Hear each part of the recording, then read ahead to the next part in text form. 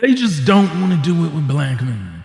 A lot of black women are only dating black men because white men don't want them. Ladies, all two of y'all watching, it's time to come to the front of the class because I got a bone to pick with you. Why do you keep pushing the narrative that white men want black women?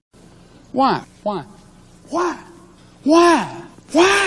It's all over social media. It's all over the internet.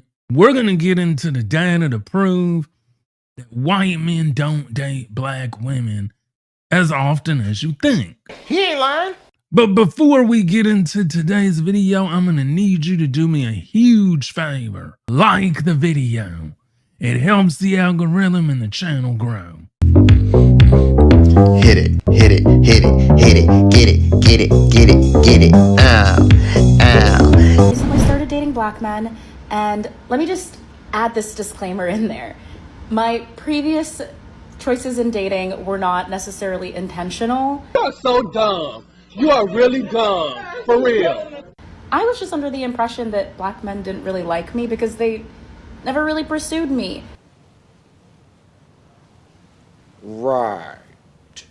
Although, granted, I did go to school in mainly, primarily white institutions, so makes sense, but I have never, not liked black men. They've just never really liked me. That's a damn lie. They've always been, all about the snow bunnies. But yeah, I've been dating black men recently, and the way that so many of them have looked me dead in my eyes and been like, you're probably not gonna find your husband dating black men. You liar! Your husband's probably a white man. I'm like, but can you please? Your husband's probably a white man. I'm like, but can you please? I mean, I appreciate the candor, truly, but for the love of God, please. And again, I still really don't have a preference. I like who likes me, and I like ambitious people who are honest. So it doesn't really. I just also, okay, there is a small part of me that thinks it would be really, really nice to, have a baby with a black man and have a little black baby, But I'm not too attached to it. I'm like, whatever. I love my baby anyway, regardless, so I am just gonna end up with the person that treats me the best and wants me the best, or wants me the most. And yeah, that was just a little bit humbling to be told that so directly. It's like, your husband's probably not a black man. Black women have this fixation on white men want us, white men love us, white men this, white men that. You don't find that suspicious? But according to Pew Research Center, black men date out interracially more than black women. Yep. According to Pew Research Center, blacks are twice as likely to intermarry, with black men at 24%, black women at 12%. He ain't lying. And so you know how black women will say, well, white women don't want black men. Wrong, wrong, wrong, wrong. Wrong, wrong, wrong, wrong. However, 20.1% of white women married a black man. Gotcha. Gotcha. Not only do black men have higher interracial marriage rates, but more women of other races, especially white women, marry black men. Now, on the flip side, let's look at how many white men are marrying black women. Ladies, you're about to get upset.